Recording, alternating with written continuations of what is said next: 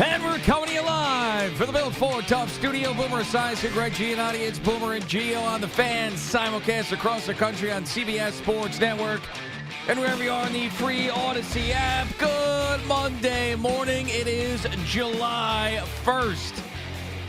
It's the birthday of WFAN. July 1st. How many years is this now? It was 1987. So you go 87, and then that would be 40. So you subtract 3. 37? Is that what this is? The happy 37th birthday to WFAN today, which is tremendous. I don't know if anybody else here is celebrating the 37th birthday of WFAN, but we are this morning because we are here on July 1st. We are not normally here on July 1st, so happy birthday, WFAN. Well, and the amazing thing is, and good morning, G. Yeah. I've been here for half that time. Yeah, which is true. Crazy when you think about it. Yes, absolutely. Without a 5-year in between, I was here for almost as long, but not quite. So anyway, we do have a lot of things to get to. Friday night, I'm sitting there watching the end of the Mets, and then I see this Iglesias performance. Then they jump out to a big lead on Saturday. I'm like, they're going to the World Series. Like, I was convinced of that. Obviously, things went south after that. And the Yankees yesterday looked like the team that we saw earlier in the season. So the Mets looking like the team we saw earlier in the season in a bad way. The Yankees looking like the team we saw earlier in the season in a good way the last couple of days. That's why you can't get too high or too low, Boomer. Good morning. How are you? Yeah, good morning, G. I'm doing great, actually. A great weekend for sure. But I do know that for the Mets, we all know what the problem is. It's no longer hitting. It's no longer scoring runs. It's preventing runs being scored. And Mark Vientos had the game on his bat last night in the bottom of the 10th and just couldn't come through with 2 men on. And, that's really what it comes down to. And then another gas can comes out of the bullpen and pours gas on the fire. They are a mess with their bullpen. Yeah. I think this Edwin Diaz thing really, really, hurt them, at least in these last 2 games against the Astros, in which they could have won because they are scoring enough runs. The Yankees, it's obvious, their situation. They get a split in Toronto. I guess they feel good about themselves, but their problem is the bottom half of their lineup. When they are not going, the team is not going because Soto and Judge can only do so. Volpe, Soto, and Judge can only do so much. So we know what the problems are. The real question is can David Stearns, can they weather this storm until Diaz comes back, I think, in a few days? Well, also, they were longing for the days of Drew Smith being available, too. Now he's done, too, yeah. So the point is they're bringing guys up, and it's now you know why guys are down in the minors. They just don't have what it takes. They're afraid to throw strikes, and when they do throw strikes, they get hit. There's no real rhyme or reason to what's going on with the Mets other than the fact that their bullpen and starting pitching is, and if you're going to sit here and tell me that 80% of the game is pitching, well, that part of it is on full display right now, especially in these 2 losses against the Astros. Look, they now finish before the All-Star break with teams that are terrible. And the question is whether or not, they can come out of this with a significant, win total with the next, I think, 14 games to go. Yeah, and it's amazing with the June that they had. And they played better baseball than just about everybody in Major League Baseball and turned the season around. They still come out of the month a game under 500, which just shows you when you bury yourself that badly early how hard it is to really get back into the conversation. So they did. They got back into the conversation, but going from a game under, a game over to where you need to be to really be a playoff team, which is several games over, that's going to be the more difficult part, especially when you've got a bullpen in the way that they have a bullpen. So they were able to mask that with huge offense for a long time. But when you're missing Edwin Diaz, when Edwin Diaz is pitching and he's not so good, when you have other injuries in that bullpen, that's going to be the biggest thing. And, oh, by the way, the Mets are one of 30 teams that have bullpen problems. Everybody's got a bullpen problem, and it ends up being the hardest thing to fix because there's only X amount of guys out there that everybody wants. So it's just hard. Generally, you're working with what you got and hope that these guys pitch out of their minds from here until the end of the season. And you also got to hope that they continue to hit, especially now with these last 14 games.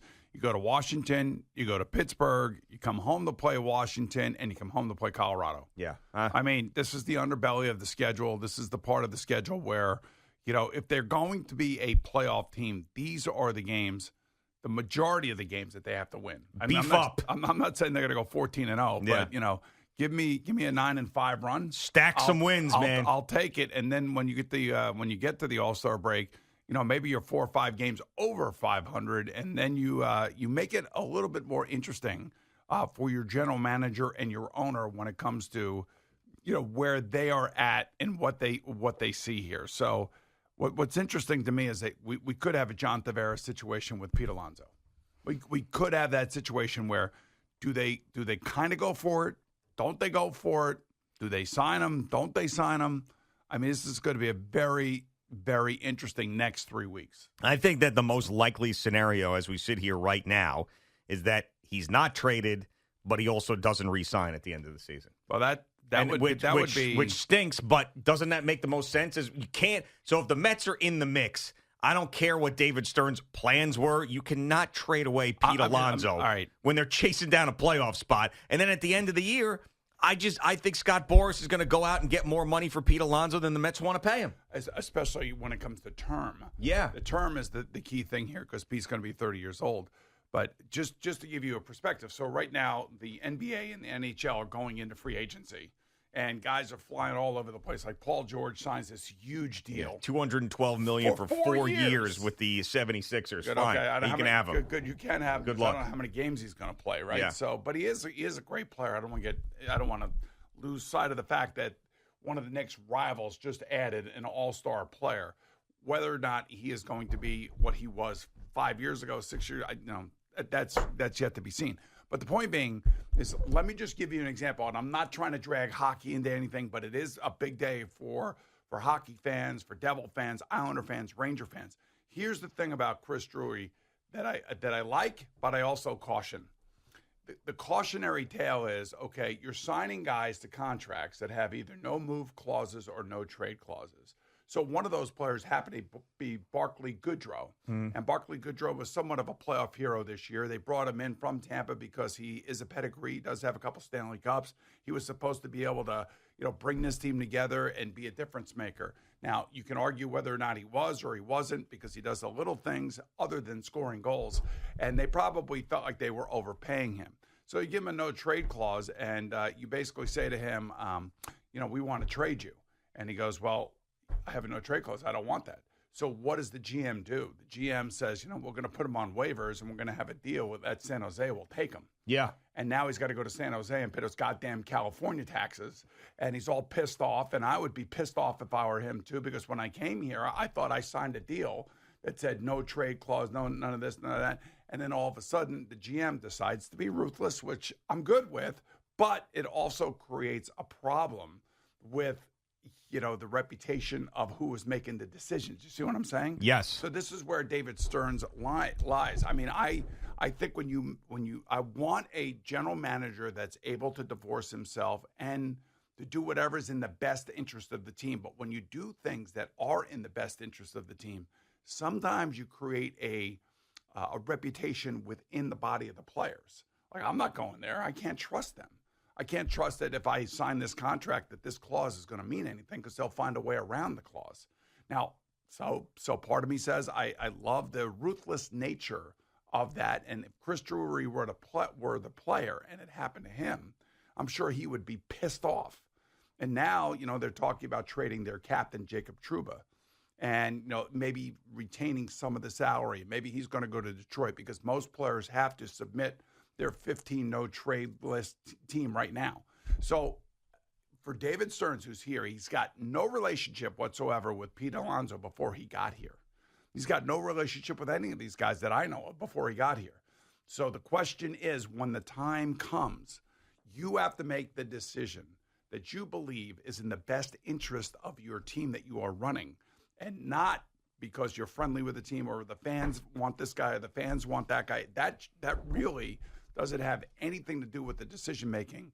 It has to do with what is going to be the long-term best interest of your team. Right, and I am fully on board with that statement. I just don't know how easy that's going to be, because if David Stearns is sitting there, let's just paint this hypothetical, where the Mets are 4 or 5 games over 500. They're obviously in the race. They have fought their way back. They've given their fans a season and a summer, so they're going to pay attention. The buildings will be more full, obviously, than they would have been if they were completely out of it. There's a good feeling around the team. The owner just even tweeted out before back-to-back losses.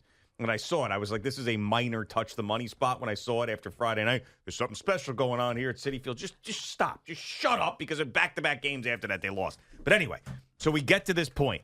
If David Stearns believes that trading Pete Alonso is the best thing for the future of the organization, and he's sitting there and the team is in a wild card spot, 4 or 5 games under 500, but he doesn't really believe that they're a contender this year and maybe they're overachieving, there is no way in hell he's pulling the trigger on that deal.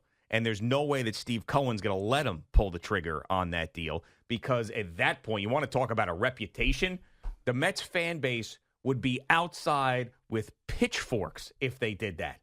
And this is a business. And I'm telling you, they are going to end up probably, in my estimation, getting the worst out of the Pete Alonso situation. Well, why are you saying that? Because this is, I just explained it before. They're not going to trade him because they're going to be in the mix.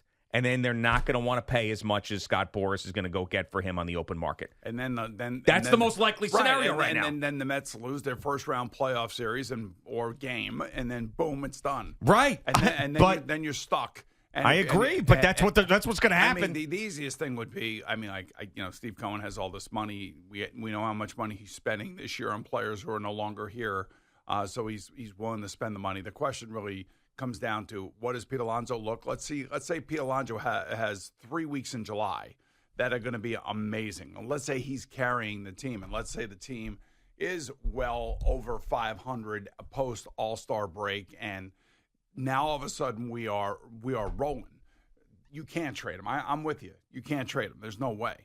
But the problem is that this pitching staff is such a mess and a disaster that, no matter how good he is offensively, they're going to cost them games. As we saw this past weekend, they lost 2 games that they should have won. Mm-hmm. And for different reasons, they lose. But and I think Keith Hernandez was saying it, I think it was Saturday. He was saying, is this the manager's fault? No, it's not the manager's fault. The manager has nothing. He's trying to figure out ways to get guys out. And it's amazing how with 6 outs left to go in a game, every pitcher sitting on, and you're like, come on, get a strike. Yeah. Stop throwing the ball into the dirt. Stop throwing wild pitches. Pass balls. I mean, these are borderline major leaguers, and that's being kind. Diekman was like mind-numbing the other day. Yeah.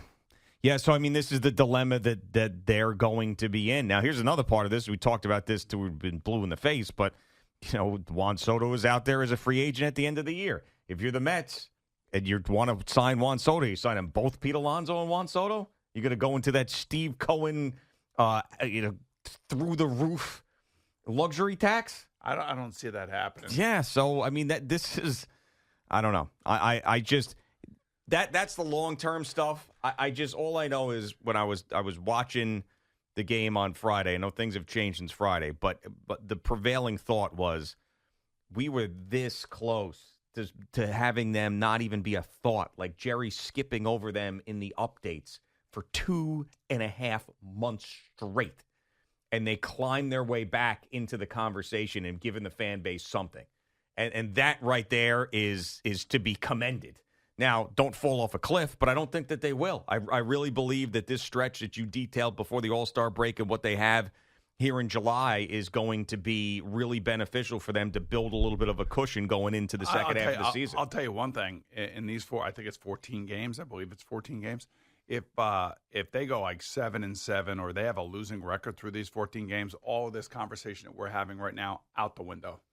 They're totally out the window. They'll still be right around 500. Yeah, I know that, but what I'm saying is that this is the underbelly of the schedule. This is the easy part of the schedule. And I know playing within the division, things are a little bit different because you got the Nationals for 7 of the 14 games. But, you have got to win every single one of these series. I'll take that. you want to lose one game a series, that's fine with me. And then you move on, and then maybe you give yourself a chance, and then you'll get Edwin Diaz back, within the next week or whatever. And who knows what he's going to be like without the sticky stuff. Is he going to be the guy, the previous guy without the sticky stuff, or the guy with the sticky stuff that got suspended and will get suspended again? And the thing about being suspended is that you end up shortchanging your team because you're one less pitcher in the bullpen. You cannot replace him. That's right. That's the part of the suspension and the penalty where you as a player are being uber selfish and you're causing your team dearly, as we have witnessed now the last 2 games. That's right. And it's coming home to roost, as they say. Yes? Does that work? Is that what it is? Coming home to roost? It's roosting. It's roosting. Definitely roosting. Yeah. Yeah. We've got Jerry Recco joining us in a couple minutes with his first update of the morning. Yes, it's he made it through the heat and everything else. Is he tan? No, he's been back from that. He's been back from Scottsdale. Was he back here before? No, this is the first time I've seen him. First time you've seen him. Oh, yeah. Okay. Yes, I saw him. Tan? I saw him for a couple of days, and then you were out, and then he came back. No, you definitely saw him. No, CeeLo was here on Friday, right? He was, but... Oh, was Jerry here on Thursday? Yeah. Jerry was here Tuesday even. I wasn't here Tuesday. Wednesday. Okay, so, then Wednesday. Wednesday and Thursday. He was. Yeah. Didn't leave an impression. Sorry. I'm sorry. Just didn't leave an impression. Maybe just things are sailing by so fast. Yeah. That's what happens. You start eliminating the people in your life from your brain that didn't make an impact. It seems what's going on with Jerry and you right now. I don't know. Distracted the last couple of weeks. All right, Boomer and Gio on the Fan and CBS Sports Network.